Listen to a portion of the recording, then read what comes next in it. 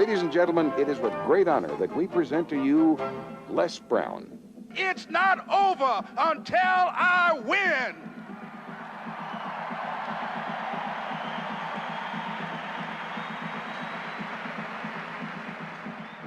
Repeat after me, please. It's possible.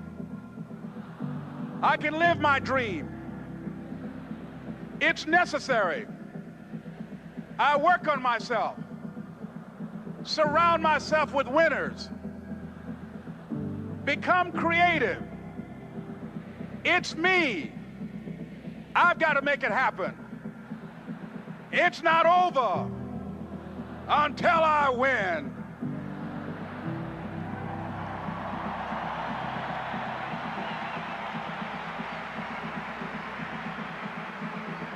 The next thing that's important to know, yes, it's possible that you can choose your future and direct the course of your life as you run toward your dream. It's necessary that you have goals, that you write those goals down, that you plan, that you think constantly of how you can begin to improve what it is that you're doing. If it's your presentations, if it's your recruiting skills, whatever that is, it's also necessary that you look for ways to always find a way to pull it out when everybody else thinks that you're defeated. That you've got to take personal responsibility to know that in order to become successful, you've got to make it your personal business to do it. But the next thing, ladies and gentlemen, I want to share with you that some of you already know that it's hard.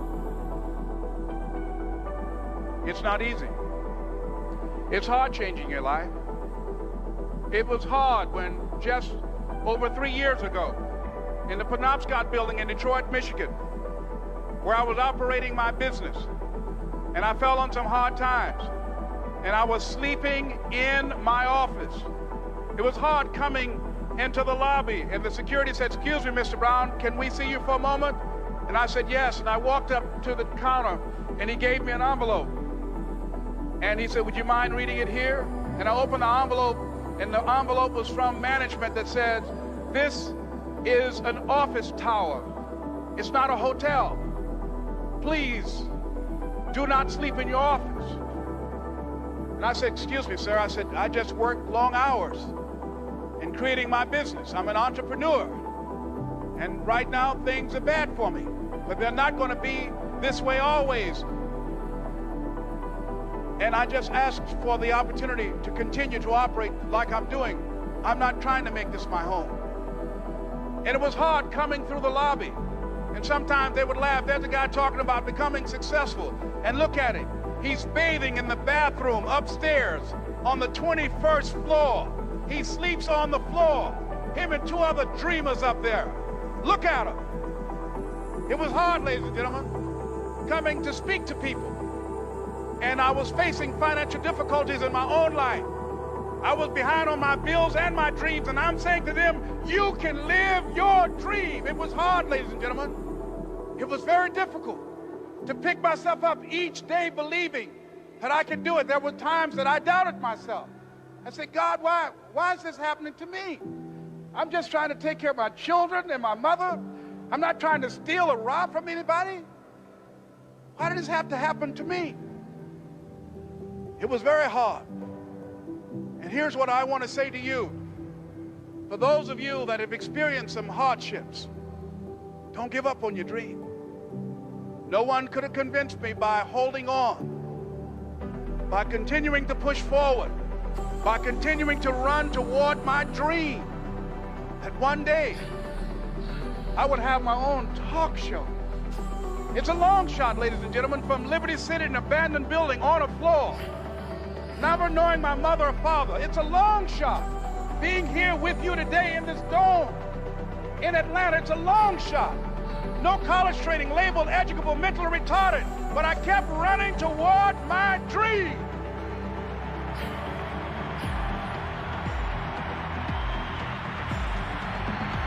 Don't stop.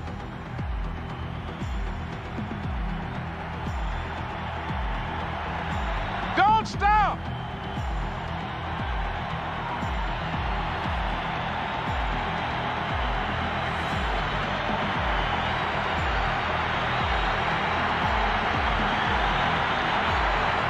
Don't stop running going toward your dream.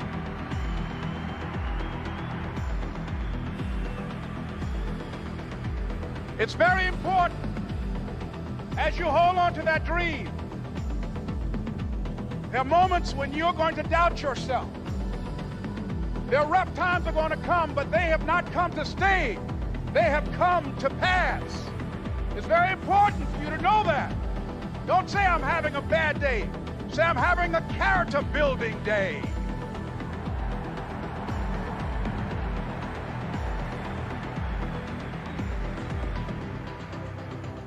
It's very important for you to believe that you are the one to make this happen. I remember this high school teacher, Mr. Leroy Washington, at the end of school one June, it was just a few days before we were supposed to leave, and I just got my report card, and it indicated that I'd failed history, and I'd failed English, and I would have to go to summer school.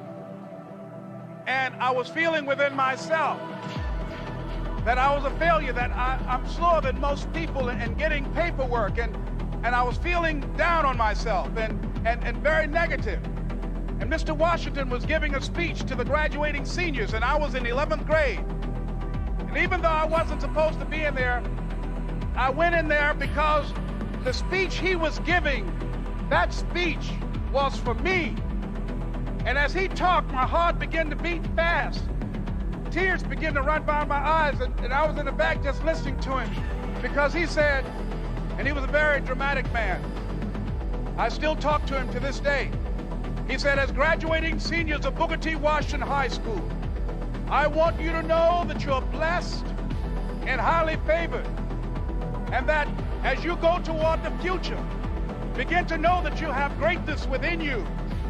And if just one of you here begin to envision yourselves as being blessed and highly favored to reach your goals, if just one of you capture the essence of what that means, that you have greatness within you and a responsibility to manifest that greatness, that you can make your parents proud, you can make your school proud, you can touch millions of people's lives, and the world will never be the same again because you came this way. And the students gave him a rousing standing ovation. And as he left the auditorium, I ran down the steps and I caught him in the parking lot. I said, Mr. Washington? He said, yes. I said, do you remember me, sir? He said, no. I said, my name is Leslie Brown. My mother, she works in the cafeteria here. I'm one of the twins, Leslie and Wesley. I said, Mr. Washington, but you know, I got these big dreams. You know, I like talking to people. I love people. I said, I want to work with people, and I got this dream of buying my mama a home. Could I do that, Mr. Washington? He said, it's possible, Mr. Brown. And as he walked away, I called him again. I said, Mr. Washington? He said, what do you want now? I said,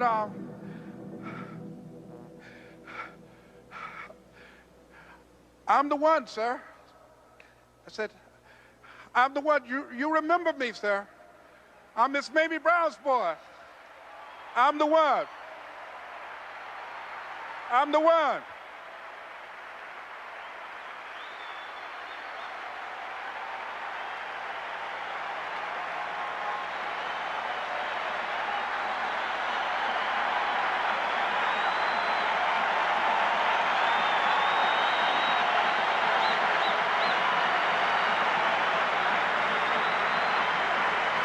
And you must feel that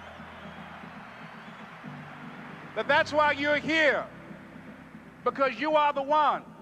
And I remember when PBS first played one of my specials called You Deserve, one Sunday afternoon in Miami, Florida. I had some friends call him to tell him to tune in. And he watched the program. He called me in Detroit, and I answered the phone. I said, hello. He said, may I speak to Les Brown, please? I said, who's calling? He said, you know who this is. I said, oh, Mr. Washington, it's you. He said, you were the one, weren't you? I said, yes, sir. He said, and you were so crazy. I said, I know, but I'm rich now.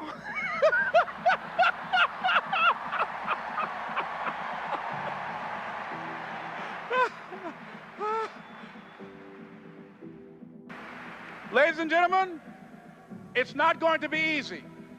It was hard laying on the floor of the Penobscot building, looking out of the window, daydreaming, saying, Les, can you do this? Can you make this happen?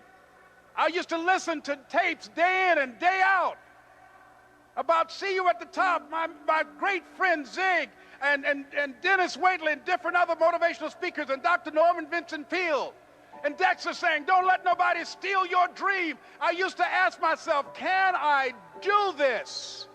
And something said within me, you're the one. You're the one.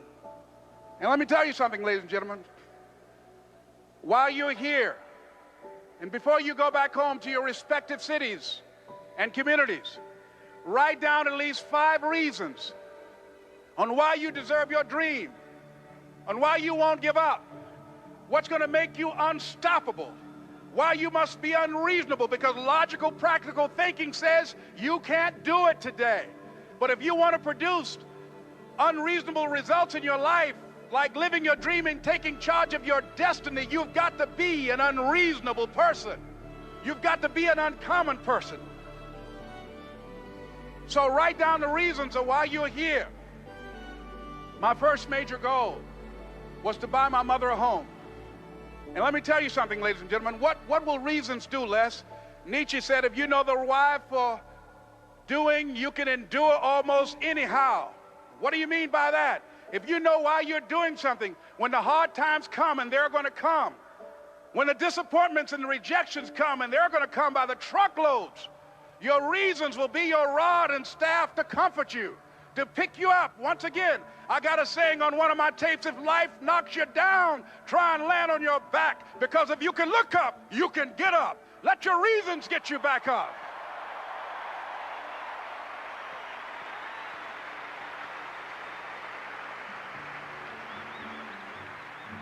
I remember when I bought the home for my mother and she came out of the car. When I opened the door, I said, Mom, I think I know these people in this house. That was my first major goal. And then I couldn't conceal it anymore. I said, Mom, I got this for you. And as she went from room to room, looking at the house and saying, thank you, Jesus. Thank you, Lord. No one ever could have convinced me that this could have happened to me. And she looked at me and she said, Leslie, and you caused me so much problems as a boy. You were always into stuff. She said, no one could have convinced me that day when I walked in that house and this lady was holding you and your brother. And she said, ma'am, I want you to promise me 2 things. And she said, what is it? She says, 1, promise me that you won't separate them. She said, I want them raised together. I want them to know each other. I got pregnant while my husband was away in the war, and I can't keep them. Promise me that you won't separate them. She said, I promise I won't. I've never had children. I promise I won't separate them. And she said, promise me that you'll never tell them about who I am, because if my husband ever found out, he would kill me. She said, I promise. And she said that she gave them to us, and she kind of cried, and she was walking out the door, and she looked at my adopted mother. She said, remember, don't you separate them. She said, I swear to God, I won't separate them. I'll keep them together. And she said, as I held y'all in my arms, I never had any children of my own. I didn't know how I was going to do it, but I knew with the help of God, I will do it. And ladies and gentlemen, my mother had a dream of having children and raising us. She didn't know how she was going to do it. You're going to be just like that. And some of you are already there. Well, you don't know how you're going to make this happen, but you just feel within yourself some way, somehow, with the help of God, I'm going to make it happen. Repeat after me, please. No matter how bad it is or how bad it gets, I'm going to make it. I'm going to make it.